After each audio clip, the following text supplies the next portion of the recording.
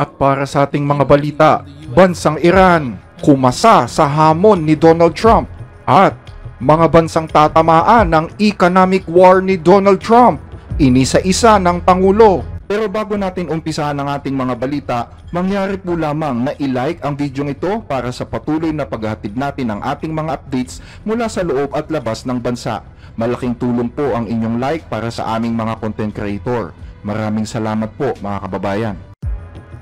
Sa kasalukuyan, lumalala ang tensyon sa kanlurang Asya na maaaring humantong sa isang mas mapanganib na labanan sa pagitan ng Estados Unidos at Iran. Naglalaban ang US at Iran sa pamamagitan ng kanilang mga proxy at kaalyadong bansa. Pero ngayon, tila unti-unti nang lumalapit ang lahat sa isang sitwasyon kung saan direktang magsasagupaan na ang dalawang bansa at wala na itong atrasan. Matapos ang matitinding sinabi ni Pangulong Donald Trump ng Estados Unidos kung saan nagbanta siyang bobombahin ang Iran kung tatanggihan nito ang bagong kasunduan sa nuklear, may lumabas naman na ulat na hinihikayat na ng ilang opisyal ng militar ng Iran ang pag-atake sa isang base militar ng Amerika na nasa Indian Ocean, ang Diego Garcia Military Base. Ayon sa mga ulat ng Purish Daily at The Telegraph, may panawagan mula sa mga opisyal ng Iranian government na atakihin na ang base ng Amerika sa Chagos Island bago ito magamit ng Estados Unidos laban sa Iran. Kamakailan kasi ay napaulat na nag-deploy ang Amerika ng mga B-2 Spirit jets sa nasabing lugar. Ang mga B-2 jets ay mga advanced stealth bombers na kilala bilang mga multo sa himpapawid dahil sa kanilang kakayahan na umiwas sa pinakamodernong air defense system. Batay sa pinakahuling satellite imagery, hindi bababa sa 3 B-2 Spirit jets ang dumating sa Diego Garcia noong nakaraang linggo. Ang Diego Garcia Base ay isang strategic base na ginagamit ng Estados Unidos at ng United Kingdom para sa kanilang mga operasyong militar, lalo na sa kanlurang Asya. Ayon sa The Telegraph, matagal nang may mga panawagan mula sa mga grupong sumusuporta sa Iran na dapat ay inatake na ang isla bago pa man nakapagpadala ng bombers ang Amerika sa lugar.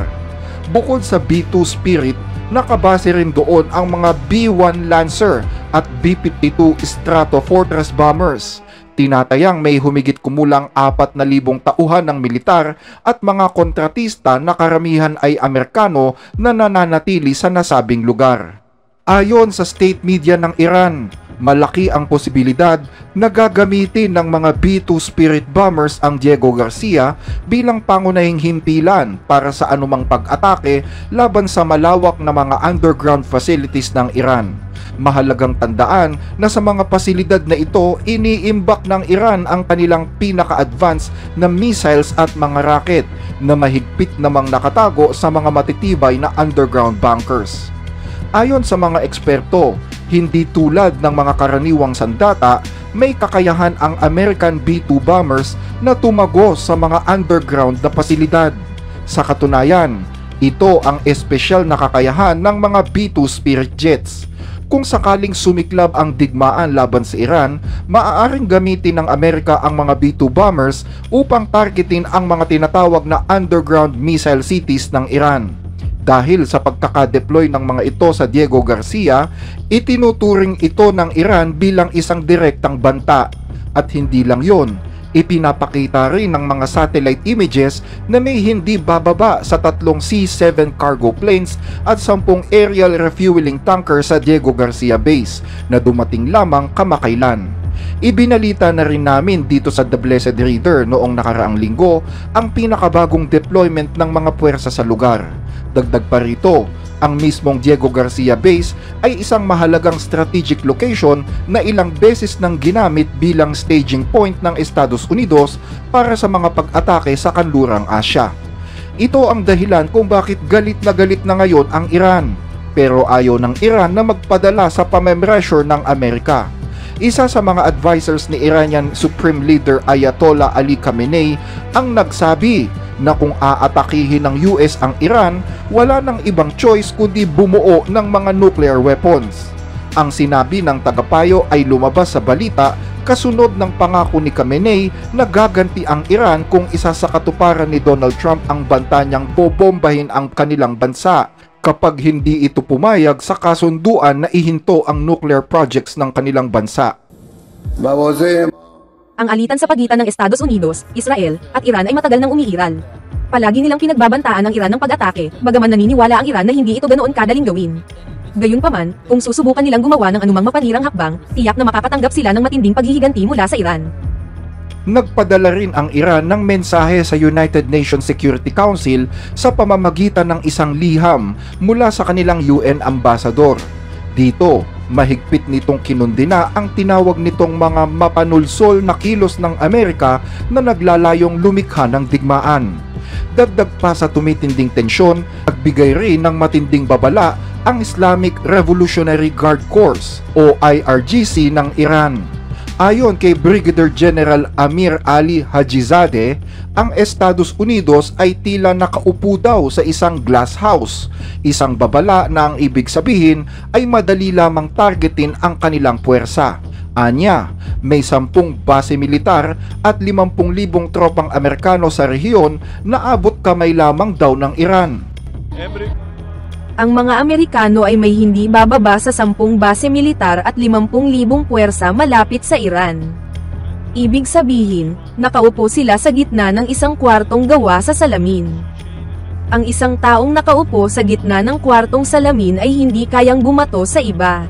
Samantala, isang mataas na opisyal din ng Iran, si Ali Larijani, ang nag-iwan ng isang mahalagang tanong. Pwede bang bumuo ng sandatang nuklear ang Iran sa ilalim ng isang nuclear fatwa? Isang banal na utos na bawal bumuo ng nuclear weapon? Ayon kay Larijani, posible na muling pag-isipan ito ng Iran kung talagang aatakihin sila ng Estados Unidos o ng Israel. Ipinasa na ng Iran ang bola sa Amerika. Anumang kilos na gagawin ng Amerika ang siyang magtatakda kung ano ang mga susunod na mangyayari. Naniniwala ang mga eksperto na ang tensyon sa pagitan ng Iran at Estados Unidos ay nasa pinakamataas na antas na ng kasaysayan. Lalong lumala ang sitwasyon mula nang bumalik si Donald Trump sa White House. Simula nang maupo siyang muli bilang Pangulo noong Enero, ibinilik niya ang tinatawag na maximum pressure policy, isang strategy na ginamit ni Trump noong kanyang unang termino matapos umatras ang US mula sa kasunduang nuklear sa Iran at muling nagpatupad ng matitinding parusa laban sa bansa. Ngayon ay tila papalapit na ito sa isang ganap na digmaan. At gaano na nga ba kalapit ang tunay na labanan? Mahirap pa itong sabihin sa ngayon, pero malinaw na lumagpas na ito sa tamang bantaan lamang. Mauuna ba ang Iran sa pag-atake? Paano nila ito isasagawa? Seryoso ba si Donald Trump sa banta niyang bombahin na ang Iran o isa lamang itong taktika upang pilitin ang Iran na bumalik sa negosasyon? Yan ang ating patuloy na babantayan. Sa ibang balita, mga bansang tatamaan ng economic war ni Donald Trump, inisa-isa ng Pangulo. Para sa mga bansang hindi patas ang pakikitungo sa atin, kukwentahin natin ang kabuuang halaga ng lahat ng kanilang taripa, mga hadlang sa kalakalan, at iba pang uri ng pandaraya. At dahil tayo ay mababait, tama, mababait tayong mga tao, napakabait natin, ikaw. Hindi ka masyadong mabait kaya binawasan nila ang sahod mo. Mga kaibigan kong manggagawa sa industriya ng sasakyan at mga kasapi ng unyon. Ang mga unyong ito, na karaniwang bumoboto sa mga Democrats, hindi na sila bumoboto sa mga yun. Dahil ngayon, ang mga manggagawa, kasapi man ng unyon o hindi, ay sumusuporta na sa Republican. Ganoon ang nangyari dyan, ngunit sisingilin natin sila ng halos kalahati ng taripang ipinapataw nila sa atin. Hindi natin sila sisingilin kung magkano yung sinisingil nila sa atin kahit pwede kong gawin iyon. Pwede kong gawin iyon, pero mahihirapan ang maraming bansa, kaya hindi natin ginawa. Gusto kong makita ang chart kung mayroon kayo niyan. Howard, pwede mo bang ipakita? Ito ang ating mahusay na kalihim ng komersyo, si Howard Lutnick, salamat. Kung titignan ninyo ang unang hilera, nandyan ang China, kung makikita ninyo na ang kanilang taripa sa Estados Unidos, kasama na ang manipulasyon sa pera at mga trade barriers ay umaabot sa 67%. Para sa nakararami, madali itong mababasa, lalo na para sa may malinaw na paningin. Pero para sa mga hindi ganoon kaliwanag ang mata, ikinalulungkot namin, hindi na namin dinala ang mas malalaking charts. Napakalakas kasi ng hangin dito, kaya sigurado na mahihirapan itong manatiling nakatayo. Buti na lang, may dala kaming mas maliit na chart. So, makikita nyo, 67% ang taripa ng China laban sa atin. Ngayon, magpapataw tayo ng mas mababang, reciprocal tariff, na 34%, ibig sabihin kung ano ang singil nila sa atin, sisingilin din natin sila, pero mas mababa. Sino ang magagalit dito? Sigurado akong may magrereklamo, dahil dati, hindi tayo naniningil ng kahit ano. Pero ngayon, babayaran nila ang nararapat. Tingnan natin ang European Union. Akala mo, mabait sila. Pero sa totoo lang, matitigas silang negosyador at matagal na nilang nilalamangan ang Amerika. 39% ang taripa nila laban sa atin. Kaya maniningil tayo ng 20%, halos kalahati lang. Ang Vietnam, magagaling makipag-usap, mababait na tao, gusto nila ako, gusto ko rin sila. Pero ang problema, 70% ang singil nila sa atin. Kaya ngayon, sisingilin natin sila ng 46% na taripa. Ang Taiwan, sila ang kumuha ng lahat ng ating computer chips at semiconductors.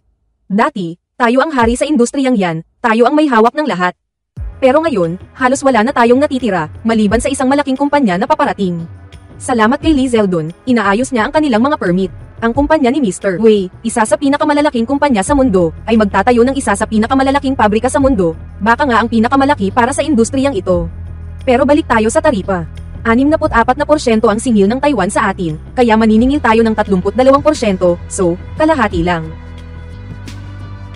Ang Japan, napakahirap kausap, pero magagaling silang tao. At hindi ko sila masisisi sa ginagawa nila.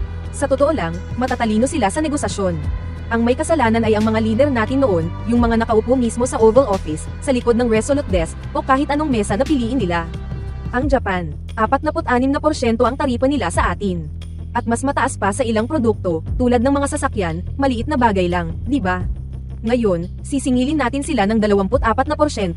Ang India, napakahirap ding kausap, napakatigas sa negosasyon. Ang Prime Minister nila ay malapit kong kaibigan, pero sinabi ko sa kanya, kaibigan kita, pero hindi mo kami tinatrato ng tama. Sila, 52% ang singil sa atin.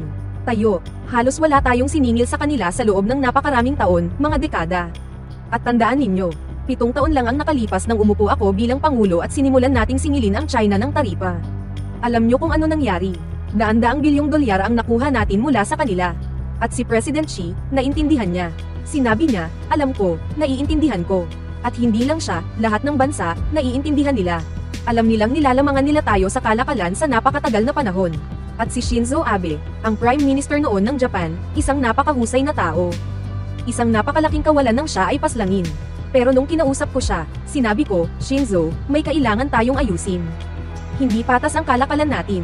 Alam niyo ang sagot niya. Alam ko, napakabuting tao, napakagaling na leader, at agad niyang naintindihan kung ano ang sinasabi ko. Kaya sinabi ko ulit sa kanya, Shinzo, may kailangan tayong gawin. Sinabi niya, alam ko iyon, at nakipagtulungan kami para makabuo ng agreement.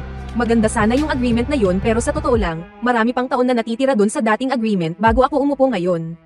Pero kung titingnan mo ang mga numero, halimbawa, sa Switzerland, 61% ang taripa nila, at tayo ay 31%.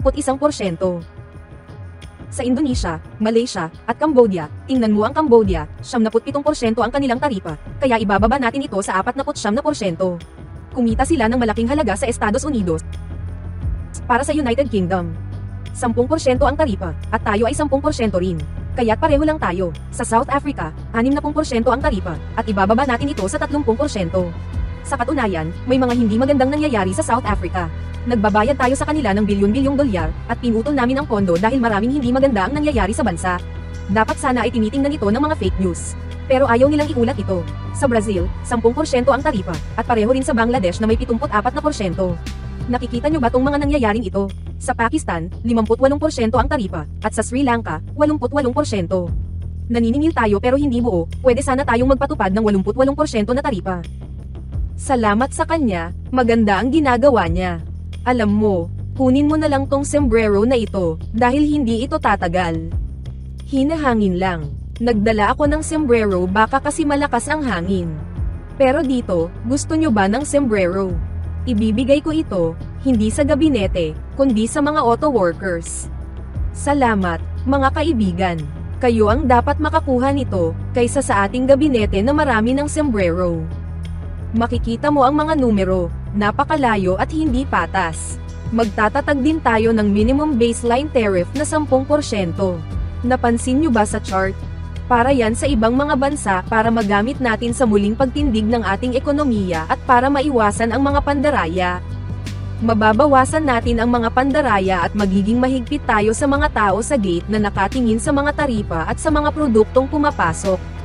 Maraming hindi maganda ang nangyayari sa gate na iyon